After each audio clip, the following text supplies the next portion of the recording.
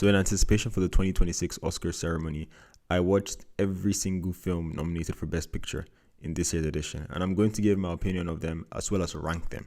This is not going to be a long video. I'm not planning to make it a long video, and I just want to preface that by saying these aren't going to really be reviews. So I might admit some of these films, I did not consume them in the best way.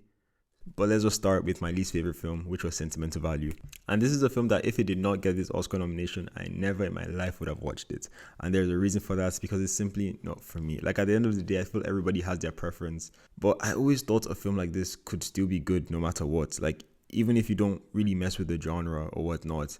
But I just felt like this was the first drama type of movie that I've ever watched that is just a drama. There's no sense of energy. It's a really slow film that I was blaming the fact that it was a foreign film. Dumb excuse. But like, there's another film here that's also a foreign film that I did watch and I did enjoy, but it's most definitely just the way this film is structured. I don't even think it's structured. I just feel like it's just the way the film is, and it's simply not for me, and that's fine. Then I watched Train Dreams, which suffers a bit from the same thing, lacking that energy that I like in films. But at least this movie, in my opinion, just did more stuff, and he happened to have more things in it consistently. I love the journey of this man disconnected from the world around him, and that paired with the loss and grief the movie portrayed, it's something that hit somewhat on an emotional level for me. And I also shout out William Macy. He's always good in everything I see him do, and I love him. Then I watch Marty. Then Marty Supreme is next for me. It's a really good film, and I did enjoy it. I just think the hype didn't match the end product. I feel like it's that sense of anticipation for this film that really also hinders it from me. I watch Good Time, I've watched Uncut Gems, and the Safdie's works always is something that I'm a fan of. Even Good Time, I'm not a really big fan of that film. I do enjoy specific aspects of it. I think Good Time is a better film than this, and I thought that this film stagnated their progress for me. And the thing is that this film doesn't give me that I want to see it again feel that some of those other films did, which is a shame for a movie of this magnitude. The energy and the talent in this film attached, it's just insane. But for me, it's just an alright movie, and sometimes that's fine. But Oscar nominated, and the push that this film was getting, I was just expecting more than just an alright film. And then Hamnet is the next film for me. And in thinking of what to say about this film, every time I think back at it, I feel like the best way to describe it for me in my head, the phrase that keeps on point, like that keeps on coming up, is that this is such a sweet film. The performance from Jessie Buckley, I'm so happy that she won that Oscar, because she's simply amazing in this. Honestly, good performances all around. I think the performances drive what this movie is, and it makes it good because the talent on screen is unmatched around, and it's, as I said, such a sweet film to watch. And it's something that I actually low-key want to watch again properly, because this is one of the films that I would admit I didn't consume it in the best way. And I feel like, considering how the film ended and how the film started, it was a bit of in the middle that I didn't really consume it well, but like, I still enjoyed it regardless, you know. And then F1 is the next movie for me, and it's a real blockbuster. It's a popcorn flake. It's not, to me, I feel like this robbed an Oscar nomination from other movies that deserved to get that Oscar nomination, but I feel like this was just there for the average moviegoers. It's high up there because I did enjoy it better than some of the films below it, but at the same time, it's not as good as the films like above it. The movie has its problems. As I mentioned, it's a popcorn flick, and it just does the fundamentals, and it does the fundamentals to its best ability. I still think Top Gun Maverick is a better movie than this. Like, I don't think anybody is denying that, but I feel like there was room for this movie to be better than it was, and I'm still surprised that it got an Oscar nomination. Then we have The Secret Agent, which I really, really love. It was a bit of what I would enjoy. It did have its slow moments. It did slow down a bit at the end for me.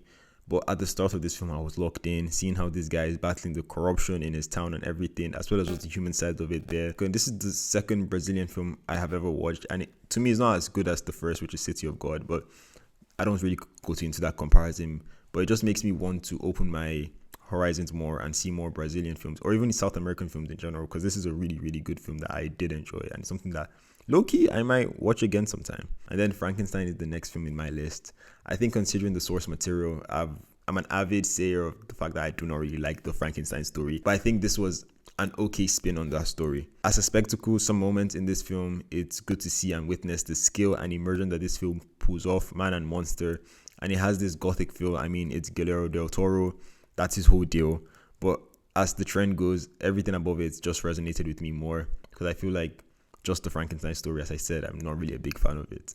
Then Begonia, one of my more recent watches, and I was surprisingly entertained by this film. Not the biggest Yorgos fan, and I think the film also got a huge discredit in the recent awards. I don't think he won anything, which I do get because it's good, but it wasn't a master of his craft. Like, I feel like this film did everything okay, maybe good, but it wasn't amazing compared to other films in other categories or whatnot.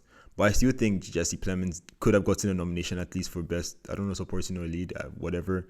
But yeah, really fun watch. And it's something that low-key too, I would watch again. Then Sinners, my number 2. And I love Sinners. I think Ryan did an amazing job with this film. And I repeat myself as a broken record. The first hour plus makes this film as good as it is. I still need to rewatch it because one viewing for this is criminal. But I want to do that with friends, as I think the film also has this sense of bond and family and all of that. And I love the music performance and seeing the whole cast. I'm talking about in the Oscars right now. Just seeing the whole cast be in that performance was great. It made me enjoy the experience I remember I had with this. And this is my opinion. So you could say it's overrated. People throw that phrase loosely. And I think this film is just well rated because it's good. It's well shot, well written, well directed, and everybody does an amazing job. And shout out Michael. He deserved that Oscar. You could argue some people deserved it more, but like still, he did a good performance and I'm happy that he won. And yeah, no shit. One Battle After Another is my favorite film of the year.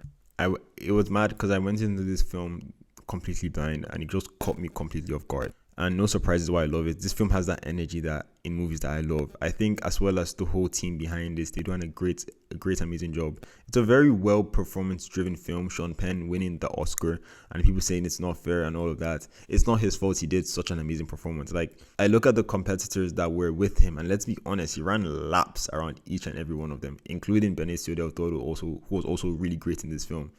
Paul Thomas Anderson as a director, I mentioned, I haven't really had a chance to properly get into his work. Yes, I watched one film, a particular film, I'm not going to name it. I watched it halfway and I didn't really enjoy it. But I feel like this movie is a sign that I need to really give this guy a second chance because he can cook. But yeah, in watching most of these films, especially some like the bottom 2 or 3, I kept on thinking that what were the nominations for the best picture this year? I feel like I don't want to say that this was a bad year. Last year was a bad year for movies, but I just felt like the quality compared to last year. Because last year we had Anora, we had I think Challengers. Was that last year or 2 years ago? I just feel like we had better movies last year, in my opinion. But hey, that is my ranking of the 10 films. And yeah, this video is a teeny bit late, but I think this year's Oscar, at least from the results, I have no complaints outside of the supporting actress. I think you could have given it to anyone else, in my opinion, but that's why it's my opinion. But for me, everything else was fair. Sinners didn't sweep, but to me, One Battle After Another was better. And I appreciate how they sort of share the awards in the ceremony, if that makes sense. But yeah, at the end of the day, as I keep on saying, this video is just completely my opinion. And I would love to know your opinion of these 10 movies or what else happened in the Oscars. Thank you for watching this video. And I hope I'll see you in the next one. Peace.